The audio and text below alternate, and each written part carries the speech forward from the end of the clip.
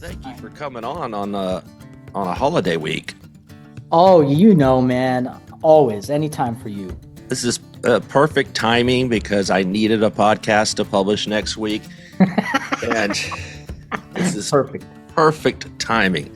Welcome everybody to BeerNet Radio, the podcast where all your dreams come true. We have a special holiday edition with my old friend Nik Modi, who is the managing director at RBC Capital. Nik, welcome to BeerNet Radio. How have you been? I'm good, Harry. It's been a busy year. Yeah, no kidding. Well, I mean, you're one of my oldest friends in the beer industry. We've known each other for, 25, 30 years.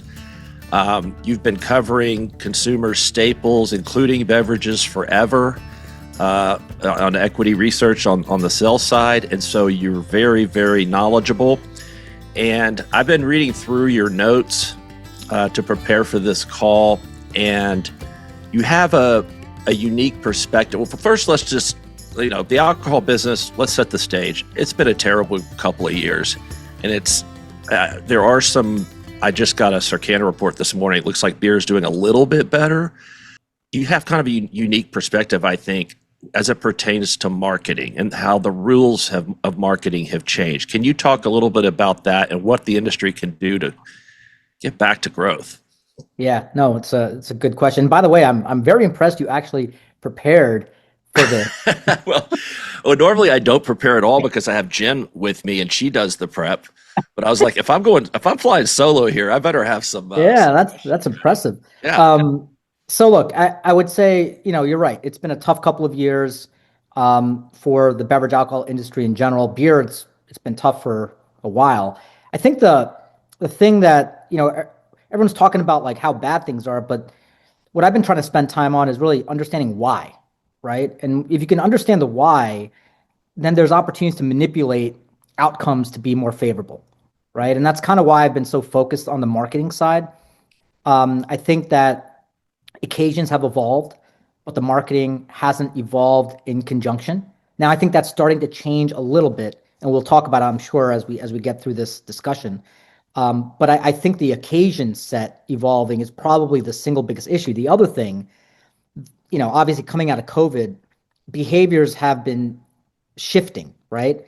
Like I say, my oldest son is a freshman in college, and his class, and they'll be 21 in the year 2027. And I wrote a piece basically saying that by 2027, I actually think we're going to see an increase in LDA population consumption of beverage alcohol because they're living more normal social lives than the preceding couple of years because of COVID.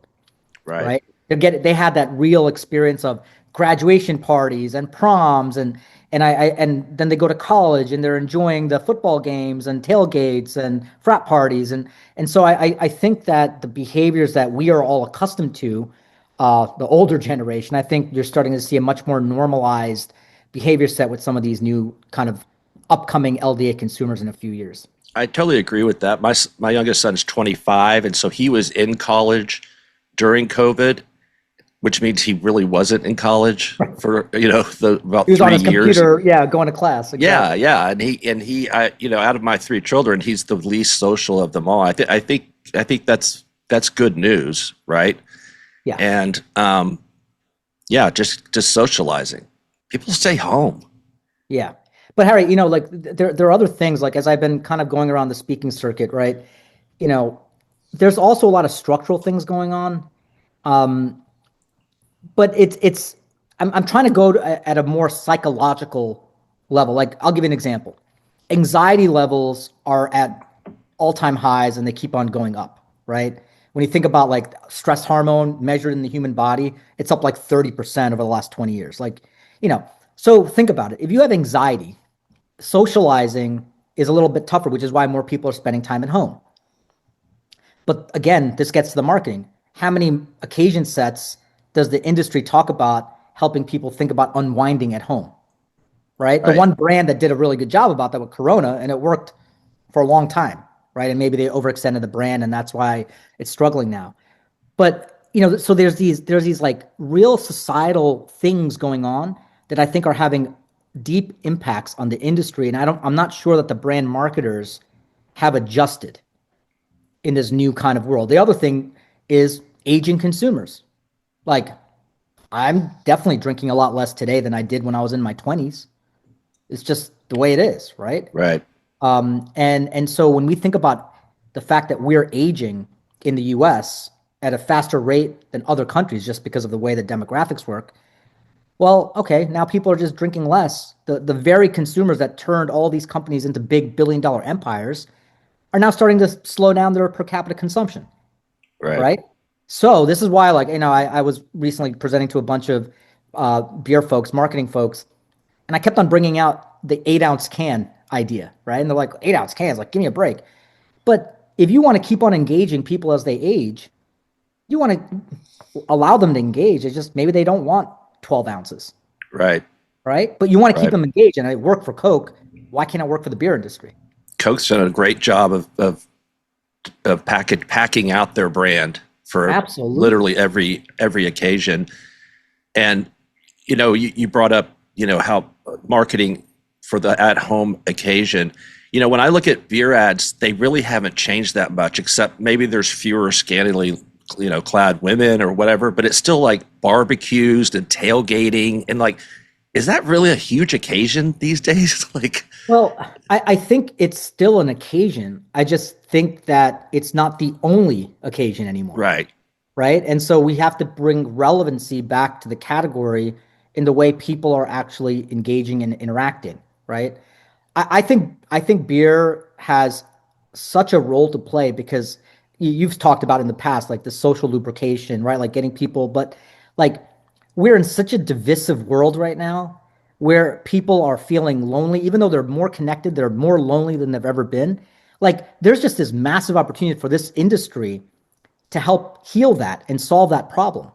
But in order to do that, you got to do diagnostics and forensics on kind of where things are shifting so then you can meet people where they are. And I think that's been the big issue that I've had with the marketing in this industry going back, you know, probably 20 years, 2025, when the category really started to see some of those declines.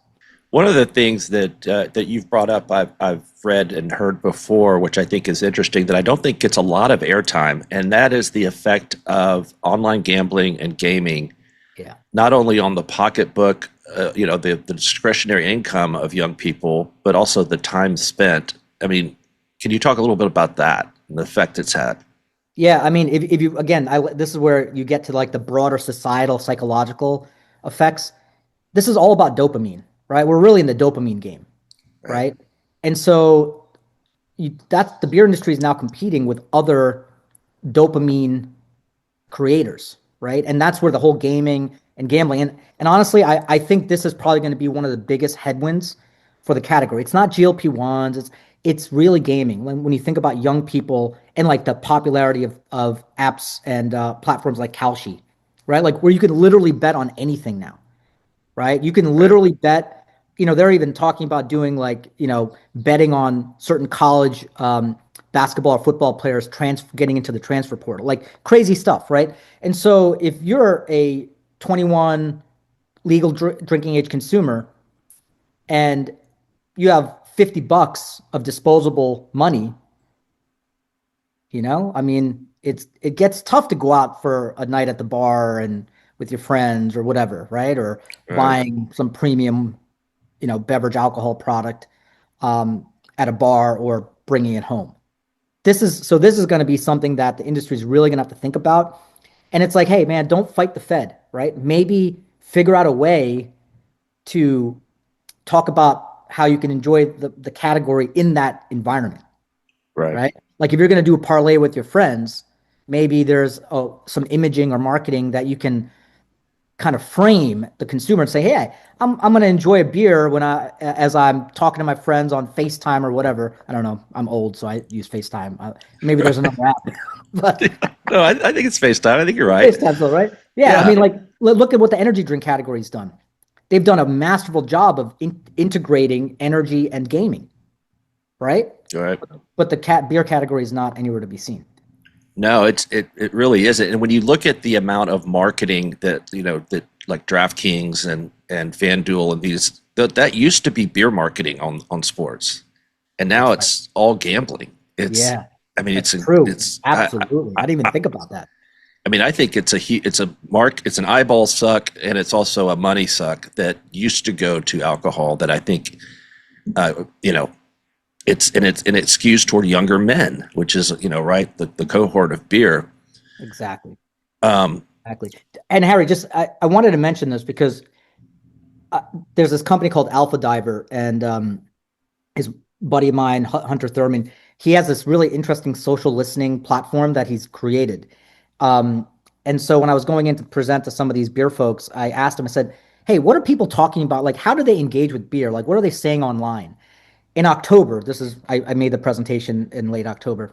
Only 17% of organic beer mentions online, so this is Reddit, like all the platforms, mentioned anything including some kind of social context. Most of the mentions were coded to solo consumption, personal treat. Those mentions doubled year over year. So like it's pretty clear to me based on that how people are currently engaging in the category, right? So the industry has two jobs, right? One is making sure that they're meeting them there, but also now creating another behavioral set on some of these other evolving occasions, right? Like Top Golf, active, sports, pickleball. Like I went to his country club party and we were inside, and as the party was starting, there was like 70 people outside watching their friends play pickleball, and they were all drinking. right.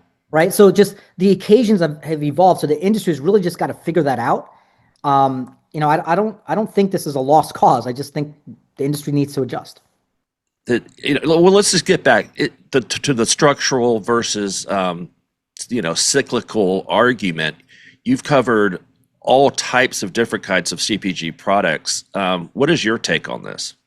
Yeah, so we actually did a study of lapsed beverage alcohol consumers, right? So we went directly to the people who were drinking or buying alcohol, and then they were not doing it in the next cycle, the next purchase cycle. And so we just literally went out to like, I think it was like 500 consumers and said, why did you stop? And we have a pie chart that we've published, but basically it's like 60 cyclical, 40 structural. And the structural is broken down by I'm spending more of my money on gambling, on gaming, GLP-1s, new diet, all that kind of stuff, right? Um, so that's kind of how I see the 60-40. The cyclical can't be underestimated. I mean, it's a problem, right? Like I think everyone is now kind of understanding it now, but like it's been going on for a good 2 years, right? So like we have to all understand that we don't want to overreact to something that might only be 40%. You might be treating it like it's 80%. And then all of a sudden you're making all these decisions and going after GLP-1 consumers when in fact it was really just the fact that young people, the unemployment rate for people coming out of college right now is 10%. Right. So we don't want to overreact. And that's why I'm trying to frame like how much is cyclical versus structural, because I think it's important to know in order to make better choices. Right. Right. So that's kind of where I come out on that. And even the structural I think is addressable. Right. And how much do you think pricing?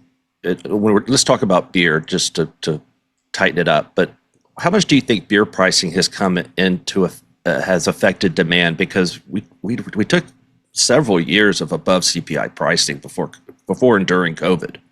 Yeah, no, I think it definitely was an issue. I mean, look, if you go back to when ABI really was leading the price charge and was really going up, not everyone followed, right? And the ones that didn't actually are in much better shape than the ones that did.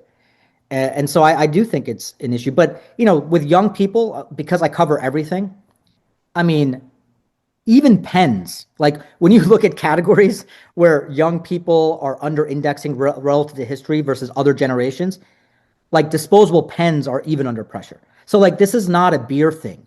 This is an everything thing, right? Like look at what Kava, the Mediterranean Chipotle Yeah. concept.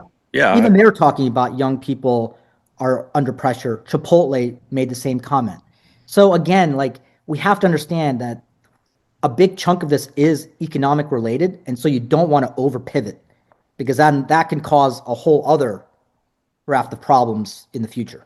I do think we underestimate how tough it is out there for college educated, young, under 30 Yeah. people. I mean, I see it with my own sons. They're either unemployed or underemployed. And, Right. and when I think about when I got out of college, my first house was like 100 grand. Right. And Yeah. I looked it up like a year ago, and that same house, which has not been added on to or anything, is like 700 grand. Crazy. Like Yeah. No, it's just it's like real. Yeah. it's real. It is Real real, and stuff. it sucks.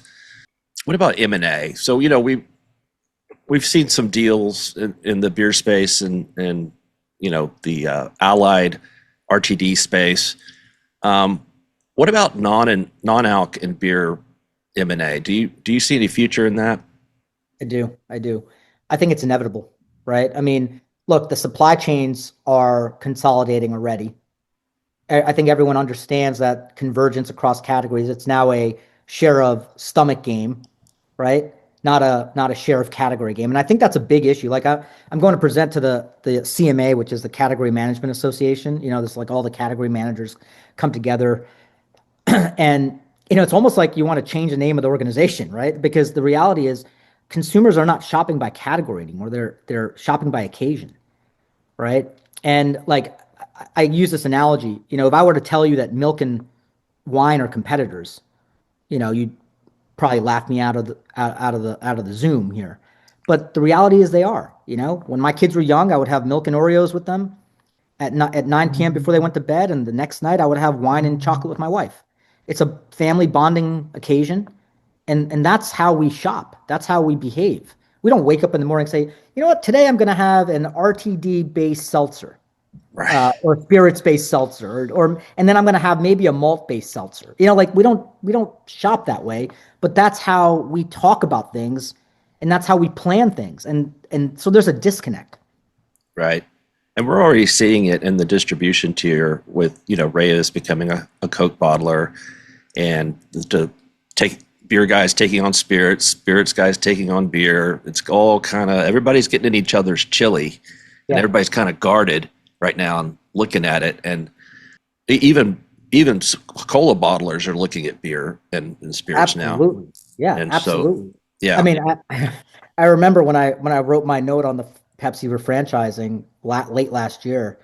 I mean, the amount of emails and calls I got from people in the beer industry and the spirits industry, it was crazy. I was floored about yeah. how much interest there was, right? And so it's inevitable. It's going to happen. I mean, really, this isn't the beverage industry anymore. We're in the mood management industry, right?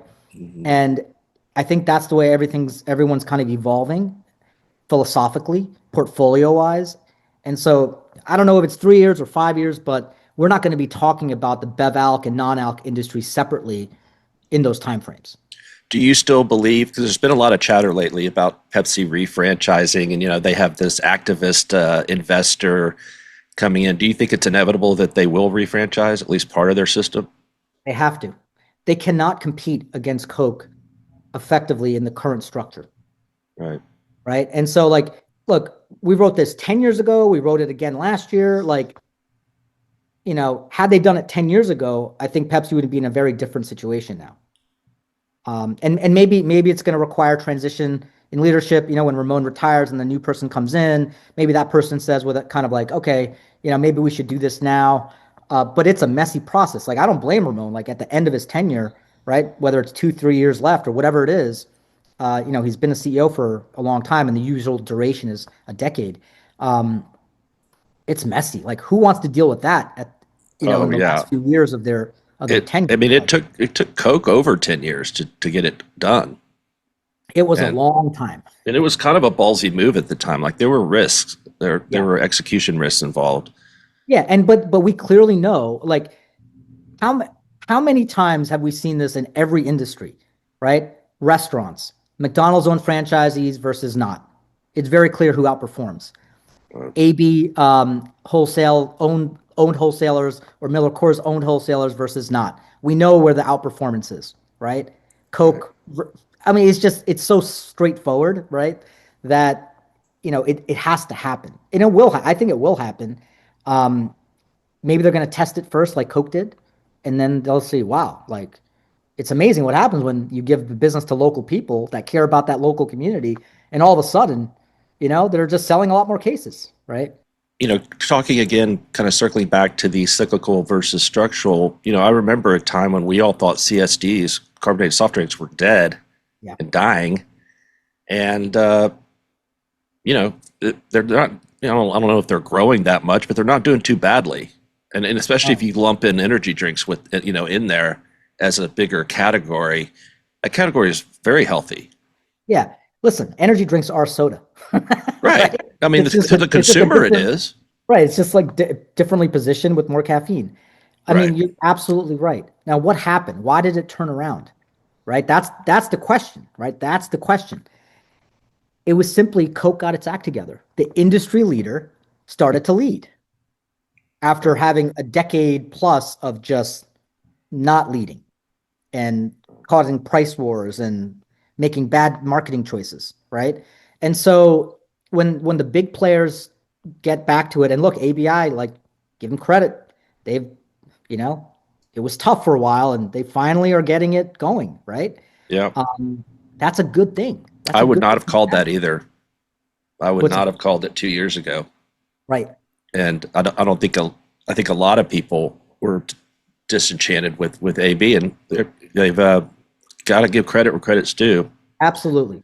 Absolutely. And so that's a good thing for the category, right? Even Right. Miller Coors, right? Like there's certain things like with Coors Banquet, like we have evidence. You know what in that one piece I did, um, I showed 10 case studies across the beverage alcohol industry. It's like, oh, people aren't buying wine, really? Well, Beatbox is doing just fine. Oh, people don't want to buy beer. Well, Michelob Ultra and Pacifico are doing just fine, right? So, like, if you really get down to it, you know, we have case studies that we can lean on to say, all right, well, what is, and part of it is just brand forward marketing, right? Like Right. Josh wine is not marketed like a Merlot or a Cabernet. It's Josh, brand forward. Beatbox, brand forward, right? And I think the industry, beer industry, has gotten very complicated, sophisticated, but complicated. When you think about look at craft. What's going on? Craft became so complicated that in an environment where consumers have anxiety, you can understand now why they're getting short-circuited by all the choice. Right. So there needs to be a little bit of a simplification effort that goes through to make the consumer understand these choices that they're making and make them fast instead of being like, well, do I want 11% ABV, 7%, this hop versus that hop, hazy versus not? Like, what am I doing? Too many choices. Absolutely. Too many. Too you don't. If making a decision takes energy out of your brain. Yeah, and that's what I'm saying is like this whole notion of anxiety rising in the broader population. That's what's driving this short circuiting of the consumer. It's like the jam study, right? They did a study like there were 30 jams versus six, and six like outsold like by like 3 to 1 versus the 30, Right. right? Because people are like, oh, it's six, like okay, boom, 30. You're like, oh my god, what do I do? It's like going through Netflix trying to figure out what you want to watch, and then you end up Right. watching nothing. Right. I tease my son about that. I go, well, so let me. He goes, let's watch a movie tonight. I go, well, okay, but we're not going to spend 2 hours deciding which movie, and and then then not I'm and then not watch it, right? yeah, and then not watch it because I'm too tired by then. It happens all the time. But I think you're right. The beer industry, and especially even the big guys, I think they way overextended Bud Light. But why did we have a Bud Light seltzer? Why Bud Light Platinum and Bud just all these different things. And what does Bud Light even stand for anymore? Right.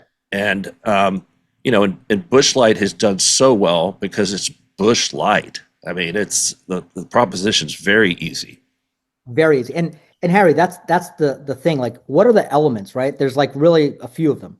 You had a price point that was affordable, Bush Light, right? You had um, good innovation, Apple, or as my kids call it, Bapple, right? Yeah. Um, and then it went viral. it had cultural relevance, which is what Right. happens when you go viral. Okay, that's the magic sauce, right? So now if you're a marketer or someone on the brand management team for any of these brands, how can you think about your brands that are struggling or not, and kind of find out how you can do those three things, It's right? so hard, you know. I It mean, is. first of all, a lot of these marketers are old. You know, I don't know how you make something go viral, but when you see something, you can. It's like you can tell it will go viral once, but it's hard to create it to go viral. You know what I mean? Well, I think part of it is, and we talk about the on-premise, like the industry talks a lot about, it was talked about the NBWA when I was on stage, right? It's like on-premise, we got to get back to on-premise. Yes, true. Brands are built there. Only if consumers are going, right? Right.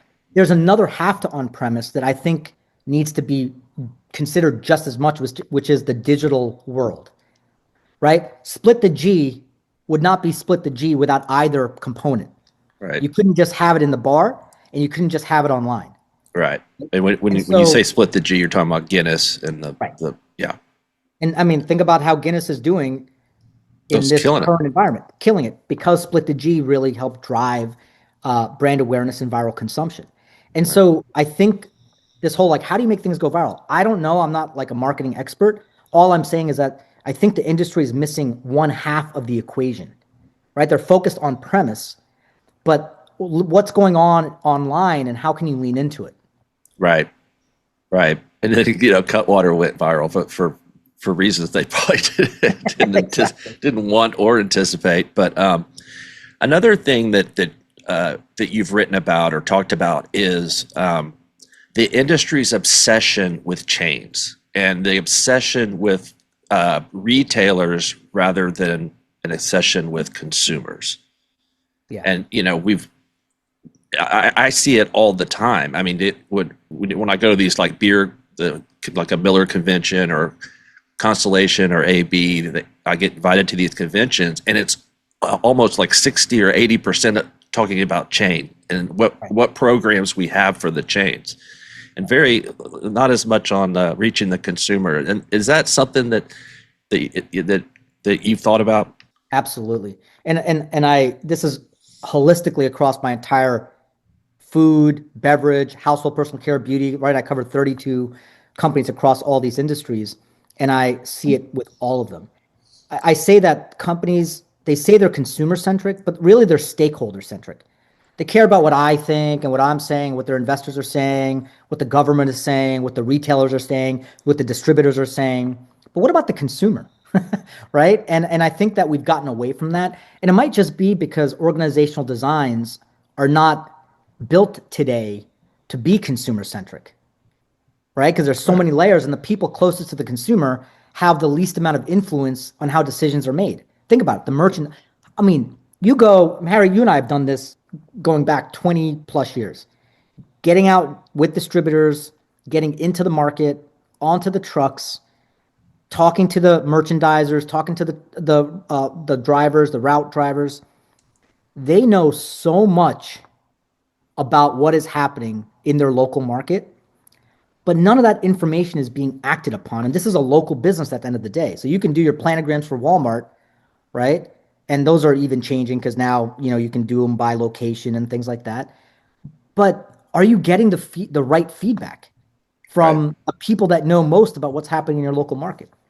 That's a great point. I haven't done a ride with a driver or merchandiser in years, and I really need to. We should Um, do that. Let's get out and do it. yeah, Let's do a let's. 3.0, Nick and Harry Yeah, 3.0. right. Maybe I'm too old to keep up with these guys. I don't think so. I think I can throw cases. Watch me. Yeah. Watch me do it. But I can build a listen, display still. I can rotate. get the belt on and let's go. Get the. I don't even need a belt. I have a natural belt. Yeah, I mean It's your core is so strong. it's just it's like iron. They call me Mr. Ironsides. Some people call me Dr. Ironsides even. But yeah, I mean, getting out there in the trade, I need to do that. I am giving a speech to a distributor's sales force, which I used to do regularly, and haven't done that in years, mainly because they meet at like 6 in the morning on a Friday, which Yeah, is that's very early. inconvenient, That's very early. very early. But yeah, I'm looking forward. forward to that. Is there anything else that? Yeah, I mean, look, I would say a few other things, right? We really have to think about how the consumer makes decisions, right? Like, think about craft.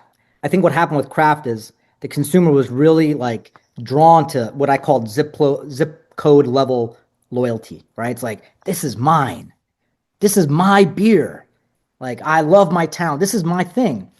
And then what happened is the craft manufacturers mistook zip code loyalty for brand equity. Right. And then Tried they to started expand. extending it outside, and that's why it didn't work, right? Right. So again, just, brand forward is a big solution. Simplicity is a big solution. Smaller pack size. I mean, what's driving all the growth in spirits and wine, right? I mean, the categories aren't growing, but what is growing? Smaller pack sizes, right? Because we're getting older, right? We want less. So it's just the solutions. Their solutions are so obvious to me, but I'm not an operator, so it's like I can say whatever I want. But like being in the market, I see like, wow, like merchandising. Why are we not activating against all those ethnic holidays that are available to us where people are celebrating? You don't need to have an ethnic product to participate in an ethnic holiday, right? Like, Right. I'm an Indian household. We're drinking plenty of margaritas during Cinco de Mayo, So Right. it's one of those things where there's just so much opportunity I see. And so when I hear the woe is me and like, oh my God, the structural and this and that, I'm like, it can be good, guys. Like there's hope. We just got to change the way we do things a little bit. Right. Totally agree. You heard it here first, folks. Nik Modi predicts that 2027 is going to be a good year. And Yes. I happen to agree with that prediction as well. Although I've been saying, I keep saying, we've had such a shitty year. Next year's got to be great because of the comps are so easy. And then I keep pushing it. I just keep pushing it forward. But I do think a lot of this is macroeconomic. Young people just don't have a lot of cash, and the cash they do have, they're putting into stupid parlays, right? that never pay out. Exactly. I mean, just on the 2026 point, like it's going to be another tough year from an economic standpoint. That's kind of how we're thinking about it, right? I mean, when you think about the one big beautiful bill, it definitely skews to higher income, which is the part of the population that's doing fine now. So the issues we have are middle and lower income, and they're not really going to get helped too much by the one big beautiful bill. In fact, the lowest two deciles of the population will actually have less benefit. They're actually going to be in a negative situation because of this bill. That's point number one. The second point, healthcare premiums. That's a big one. They're going up. Right? Then we have the something's done. situation, right? And so we're going to see cutback in SNAP.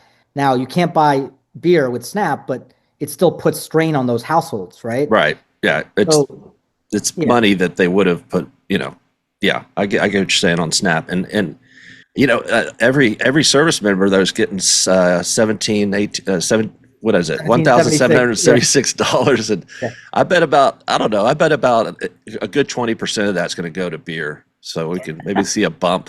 We'll see. Yeah, but that money is taxable too, so they're gonna not get $1,776. Is it really taxable? It's taxable, yeah. God, that's so golly. And then on top of that, you got ICE that I think you're still gonna see a lot of activity, and it's gonna spread to other markets. And so I'm not sure this bet that all of a sudden everything's gonna get better because we're lapping the initial ICE raids is a good working theory. Like, it might happen, and I've been pretty bullish on Constellation for a long time, and I think from a portfolio standpoint, they're still in good shape. But I'm not sure that we're out of the woods yet, especially in some of these markets like Charlotte, Nashville, where they tend to outgrow. Like Modelo Group, Modelo Especial tends to have disproportionate growth. So now you're seeing raids in those markets, right? So there's just a lot of moving pieces. Right. It'll be tough, but before it gets better. It's always darkest before the dawn, I'm told. I think so. Well, Nik, I hope you have a great holiday. I thank you so much for coming on. I know you're off, nobody's working, but you're a good friend to come on BeerNet Radio, and hope you have a happy holiday, and I'll see you next year down the road. Yep, I'll see you in Coronado, my friend. Thank you so Awesome. much, and happy Awesome. holidays to you. All right, great. Take care. Okay, you're good. Bye.